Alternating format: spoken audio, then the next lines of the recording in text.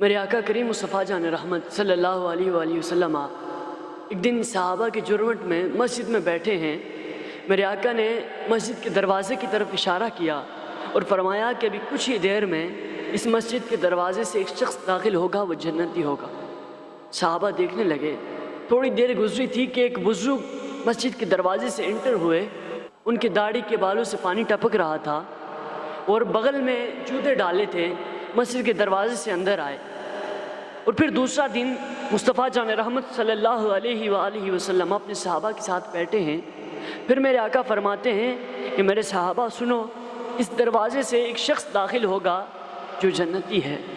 پھر صحابہ دیکھنے لگے اس شخص کو، دیکھا کہ وہی شخص اس دروازے سے انٹر ہوتا ہے، وہی صورتحال ہے، داڑھی سے وضو کا پانی ٹپک رہا ہے اور بغل میں جوتے ہیں۔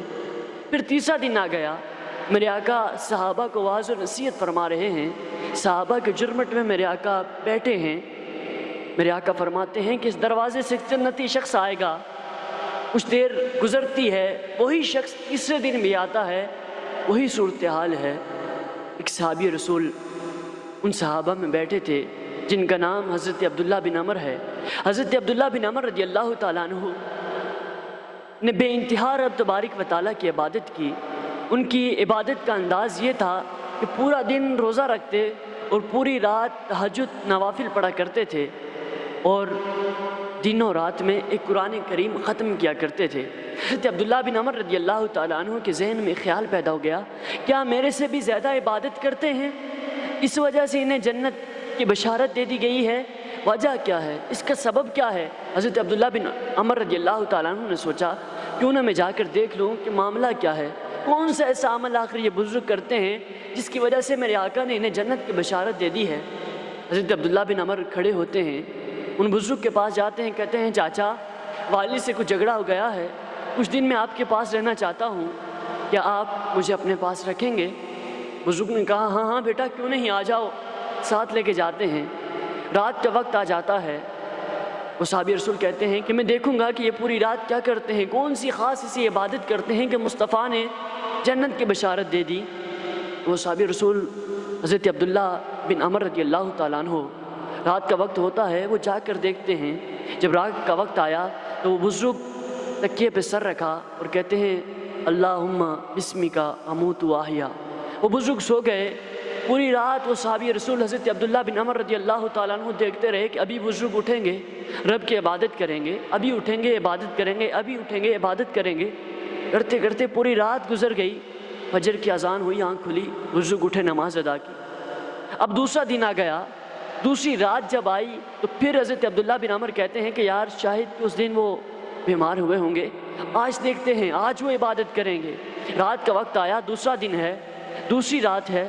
حضرت عبداللہ بن عمر دیکھتے ہیں کہ وہ شخص ویسے ہی تکیے پر سر رکھا اور سو گئے۔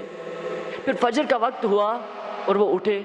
پوری رات حضرت عبداللہ بن عمر دیکھتے رہے مگر کوئی عبادت نہ کی، پوری رات سوئے رہے۔ فجر کی نماز اٹھی اور فجر کی نماز پڑھی۔ اب تیسرا دن حضرت عبداللہ بن عمر کہتے ہیں پھر ایک اور دن دیکھ لیتا ہوں کہ آخر کون سی ایسی خاص عبادت ہے جو یہ کرتے ہیں جس کی وجہ سے پیارے آقا نے انہیں جنت کی بشارت دی ہے۔ وہ بشارت دینے والی بھی وہ پاک زباں ہے، میرے آقا کریم مصطفیٰ جان رحمت صلی اللہ علیہ وآلہ وسلم ہیں، جنہیں کوئی جھٹلا نہیں سکتا، جن کے قول کو کوئی جھٹلا ہرگز بھی نہیں سکتا۔ حضرت عبداللہ بن عمر کہتے ہیں تیسری رات بھی دیکھ لیتا ہوں۔ اب تیسری رات بھی ایسا ہی کچھ ہوا۔ حضرت عبداللہ بن عمر کہتے ہیں رات کا وقت آیا تو وہ بزرگ تکیے پر سو گئے، اور جب فجر کا وقت آیا اس وقت اٹھے۔ پوری رات حضرت عبداللہ بن عمر دیکھتے رہے۔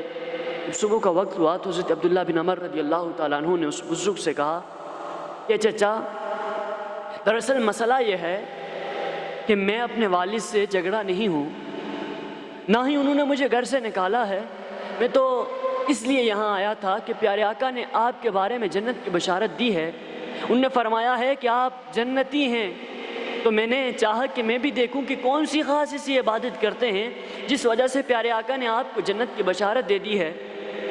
تو بزرگ کہنے لگے میرا تو کوئی ایسا خاص عمل نہیں ہے۔ حضرت عبداللہ بن عمر جانے لگتے ہیں، 2-4 قدم روانہ ہوتے ہیں کہ وہ بزرگ پیچھے سے آواز دے کر کہتے ہیں بیٹا ادھر آؤ، میں بتاتا ہوں کیا مسئلہ ہے۔ حضرت عبداللہ بن عمر سوچ رہے تھے کہ بزرگ کہیں گے کہ بیٹا میں 3 دن بیمار تھا، اس وجہ سے عبادت نہ کر سکا، میں یہ عبادت کرتا ہوں. اگر بزرگ کہنے لگے کہ بیٹا میں کوئی عبادت نہیں کرتا، کوئی ایسی خاص عبادت نہیں ہے، بلکہ بات دراصل یہ ہے، حقیقت یہ ہے کہ میرے دل میں دنیا کے کسی انسان کے لیے بوجھ نہیں ہے، عداوت نہیں ہے، کینہ نہیں ہے، دشمنی نہیں ہے، جس کی وجہ سے پیارے آقا نے مجھے جنت کی بشارت دی ہے.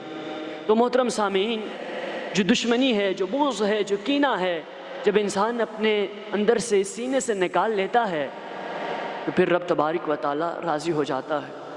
ہمیں بھی چاہیے کہ ہم اپنے سینوں سے تمام اہل اسلام کے لیے، بلکہ رب تبارک و تعالیٰ کی پوری مخلوق کے لیے، پورے انسانوں کے لیے اپنے دلوں سے عداوت، دشمنی نکال لیں.